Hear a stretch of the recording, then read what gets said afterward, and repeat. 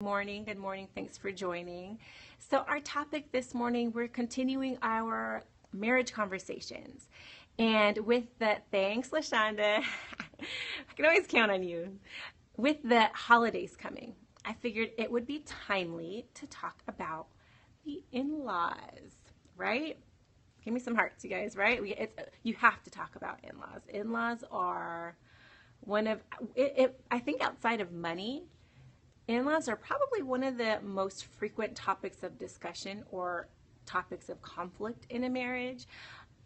Personally, and I'm being completely honest, personally, I don't have an issue with my in-laws. They're great. There are times, of course, that we don't see eye to eye, and I'm like, I don't know. They'll give me their opinion on something, and I don't really think it's what's best for us. But it all ends up being fine, and things figure themselves out.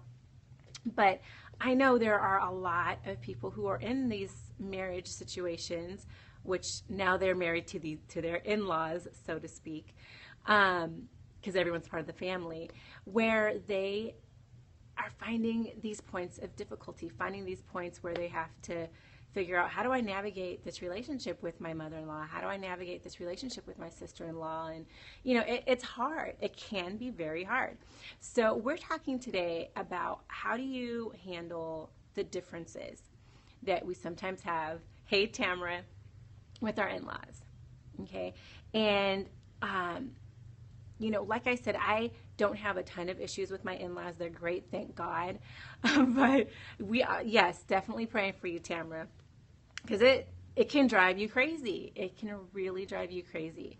But so we want to talk about some ways to make sure that we are approaching these difficulties in a way that's right with Christ, in a way that will, help diffuse some of these issues. Especially, like I said, with the holidays coming up, likely you'll be traveling to families' homes, or families will be coming over to your home. So we want to make sure that we tackle these things now, talk about them now. So the first thing, when you have differences of opinion with mother-in-law, sister-in-law, father-in-law, whomever, you want to make sure that you talk it out with your spouse directly. You can only go so long just kind of sweeping it under the rug. You can only go so long putting a smile on your face and, acting like it doesn't bother you, whatever the issue might be.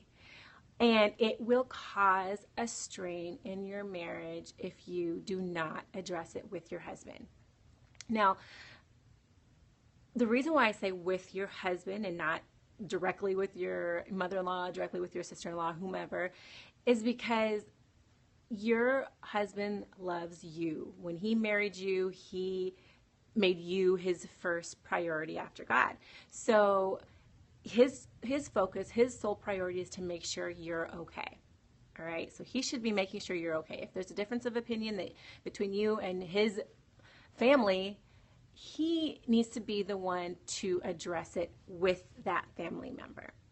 And the reason that I say that is because family and friends are not as easy to forgive when certain situations come up, right? So, for instance, just giving an example, say I have a sister. My sister is married to someone who the family doesn't like, right? And the reason that we don't like him is because of all the things that she tells us. Okay, so she calls us and tells us that, he didn't come home last night. She calls us and tells us that he is working so late all the time.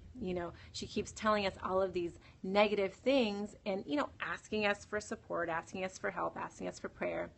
Amen. I was the one that swept it under the rug. Yeah. And, and at first when we encounter these kinds of situations, we don't know what to do, especially if it's earlier on in marriage. You don't know what to do. You don't want to offend your spouse. You don't want your spouse to think that you don't like his family member. It's not what you want. So, and he told me I should have come to him first. So yeah, you have to go to your spouse first. You absolutely have to go to him first. And especially if he's if it's the husband-wife thing, so if it's the wife that has an issue with the husband's family members, it's very important that you let your husband know as the head of the house, he is to protect you, protect your family. That's his priority. So even if this is hard for him, even if it makes him uncomfortable, he still needs to say, you're my wife, I love you, I need to figure this out, I need to address this with my family. So like I said, the family ties and the friendship ties that your husband or your spouse have with their family are clearly stronger than any tie that you have with his family. So they are going to, just rightfully so, be more protective of him, rightfully so want to have his his interests at heart, rightfully so want to do what's best for him. And so anything that happens, anything that they see that you perhaps not doing right in their opinion, they're going to take issue with, because they want the best for their brother, the best for their son, the best for their cousin, and that's great. They should. But again, when it comes to a point where it's an issue, where there is now drama, where there is now stress, where you as a spouse are in a place where you're uncomfortable, you don't want to see the people, you don't want to go to family outings, you don't want to, then that is, you're now at a point where you need to talk to your husband and say, look, I don't want to go to your sister's house because every time we go, she has something to say about my hair. She has something to say about the way I clean my house. You let him know what your issue is. And I believe that you aren't telling him this because you just don't like the family member. I believe that you are going to tell your husband that you have an issue because you truly have an issue. If you need to really take a self-assessment and look and say, well, am I reading too much into this person's comment? Am I taking it the wrong way? Am I taking it personally? And if you come to a place where you realize that, yeah, I'm just overreacting a little bit, and I'm sure she didn't mean it that way, or I know she didn't mean it that way, then, that's probably not something that you want to make mention of to your husband. But if it's something that truly is offensive, truly is, doesn't feel good to you, and you know that you're not just taking things out of context or going overboard, then you need to address it, because it's gonna dwell on you, and it'll dwell on the marriage. You're not gonna want to go places, like I said, you're not gonna want him to go places, and it's gonna cause a strain. So you need to let your husband know, babe, every time I go to such and such house, this is what happens. I can't take it anymore.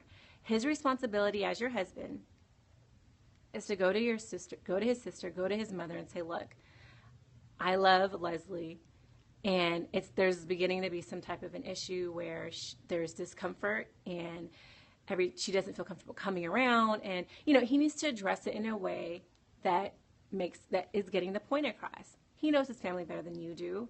He knows his family better than I do. So he needs to figure out a way to get the point across so that it's mending the situation, so that your family understands that you don't have issue with them. There isn't some me against you. There's not an issue in that regard. But there is some discomfort, and he wants to address it so that it's cleared up and it's, not an issue going forward. So once he does that, has the conversation with whomever the issue is with, it is a good time to communicate with the person who you feel offended by. I'm not saying to do it immediately. I'm not saying that it's, he walks in the door from this conversation, you walk in the door and you say, so there, I'm not saying that you address it immediately. I'm saying that at some point after he's had this conversation to clear the air with his family members, what was different for me was that my husband didn't really know his own family. So, okay, yeah, that's hard for everyone. But that is when prayer comes in. You should be praying regardless, but you need to really get specific, for him to see the issues. Okay, yeah. So you need to get specific in prayer. You need to ask God to give you wisdom, give you the words. You guard your tongue, to say what it is you need to say to these family members. Also give you that discerning, that so that you when you're in those situations, or when your husband is in those situations, that he's able to see what it is that you're communicating to him that you're experiencing. So it's important that we're praying for our husbands in that way too, being specific about, guarding his heart, opening his eyes, and giving him the words to say, to communicate to his family.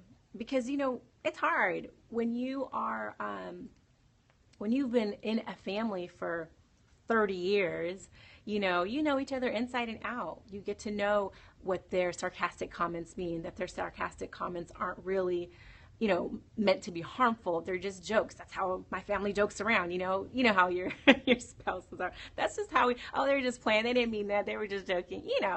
That's usually the answer that we give our spouse when we have a situation where somebody says something that might be a little bit off. But yeah, so it's harder when you are the outsider. When you as the spouse are the outsider, or you as the husband, or your husband is the outsider of his own family. Because that is sometimes what happens too. We have families now where a lot of the children don't know who their parents are. They weren't raised with their mother, or they weren't raised with their father, or they have people who they're calling cousins who are really sisters and brothers, and things are confusing, and it makes it difficult when it comes time to have a conversation. And so I don't know if that was what you meant when you said feeling like an outsider or being the outsider, but that also plays a role to it also. What role does your husband play in his family? So it's also something to consider. You're right. But yes, so after your husband talks to, or your spouse talks to the person that you had an issue with, the person that made you feel uncomfortable, it's important at some point for you to circle back and make sure that things are mended. Make sure that everyone is on the same page and one accord, and that everyone is okay with things. I'm not saying you're going to go out to lunch every Saturday and be the best of friends, but you should be comfortable. You shouldn't be feeling awkward when you go visit. You shouldn't feel uncomfortable when they come visit, or you shouldn't want your husband not to invite them over, because when you start to have kids, or if you have kids already, they'll see that. They'll see your discomfort. Your kids see everything, whether you realize it or not. So if you're bringing unwanted family into your home and you have this attitude about you, your kids will pick up on it. And then they'll start to have or say things that may not be okay for them to say. So it's just good to make sure that you clear the air personally with the person that you had this discomfort with after your spouse has already talked to them. Yes, and he didn't play a big role. He was submissive, and maybe his mother thought he was okay. So was your husband, or is your husband considered a mama's boy, would you say? Because you say he was a little bit submissive in that sense. And you know what? I won't say my husband is a mama's boy, but he and his mother are very connected. They finish each other's sentences. They're very, very connected. But I know that he always makes sure that I am comfortable, that if I have any kind of an issue or question, he will always address it. He will always ask, or he'll always be the one to make sure that, whatever's going on is clear between, anything that might occur between me and his mom. So, and like I said, she's great. So I don't have issues with her. But so again, make sure that you've cleared the air, especially if there are children involved. He's not a mama's boy, but he never voiced his opinion in his family, so it was hard when I voiced my own. Yeah, that's hard. And so Tamara, are you saying that you voiced your opinion to his family when you didn't feel like you were being heard by him, or when he didn't want to take the role to defend you? I guess his mother was the ruler of his house, which is common in a lot of black homes. So his mother played a very dominant role, and so he was more so just did what was told, it sounds like. Is that the kind of role that, not to get too personal, but is that the role that he plays in your marriage? Is he more of a quiet, doesn't like to communicate as much. I hope it's not too personal. Okay. Okay. And so then you're the one that's usually starts communication, starts conversations. Anytime there's an issue, you're the one that brings it up. You're the one that wants to address it. Okay. Yeah. So in that type of a relationship, it is a little bit harder for the husband to have to take a stand.